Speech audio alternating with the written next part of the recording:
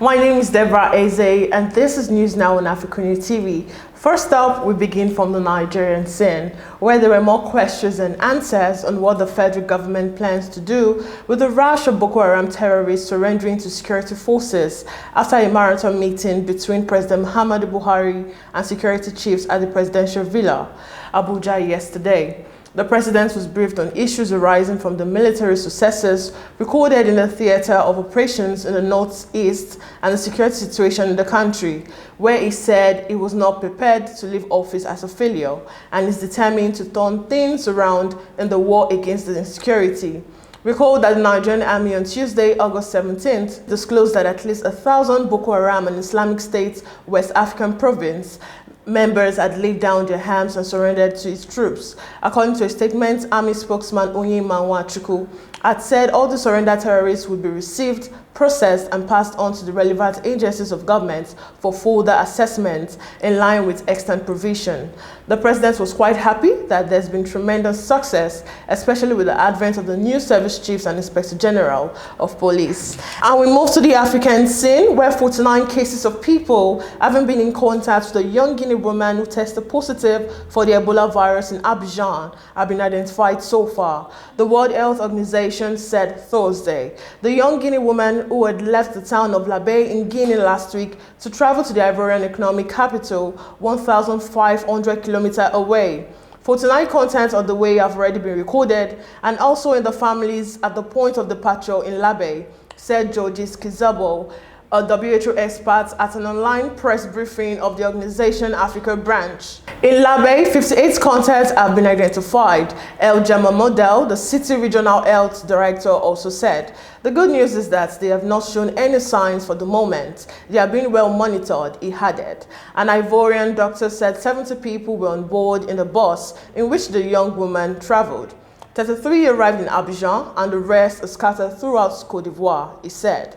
A network has been established and we have been able to identify the communities in which these people live, said the Ivorian Minister of Health, Pierre Dembe, at the same press briefing. We have focused on health monitoring, informing all our health centers and community structures so that possible cases can be indicated and taken care of, which has led to the reporting of cases that turned out to be false. He added 3 suspected cases have been declared negative for Ebola, according to the Ivorian health authorities.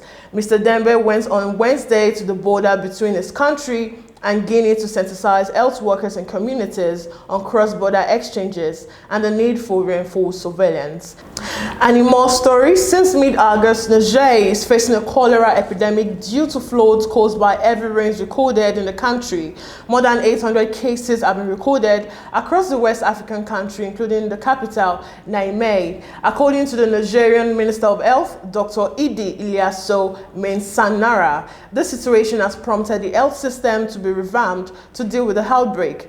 We are placing teams to take care of cholera and other diseases because when you take the larger sites where there were more damage, we have positioned a medical team on the site that will supply with drugs for the free treatment of all cases of diseases or symptoms that may occur. All to Dr. Abal, Chief Physician of the Niamey 3 Health District, all health departments in the country are on alert for the spread of the disease. The health workers have to be trained on the health protocol, particularly in the case of cholera, and provided with all the necessary resources. We have trained all the agents in the case detection and notification. We have also put in place at all levels rapid response inputs for cholera.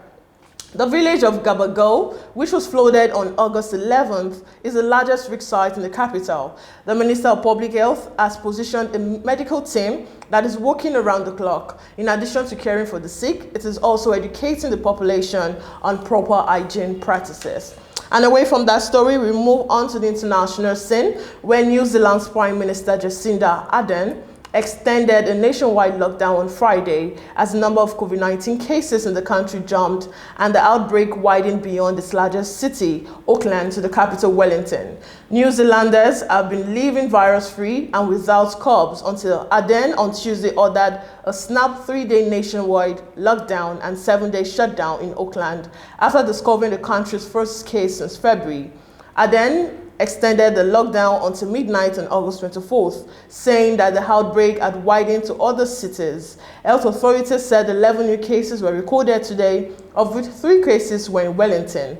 The 3 in Wellington had recently traveled to Auckland and had visited locations that were identified as exposed to the outbreak, the Health Ministry said in a statement. New Zealand Health Chief Ashley Bloomfield warned the lockdown in Auckland, the epicenter of the outbreak, may be extended further, as just about 19% of the country's 5.1 million population has been fully vaccinated so far, the slowest among OECD nations.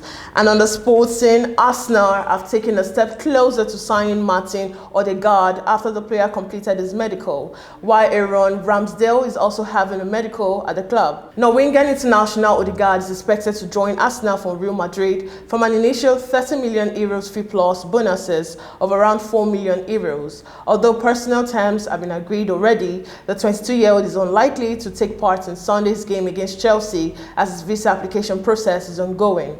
Players arriving from an EU country require a governing body exemption before they can register.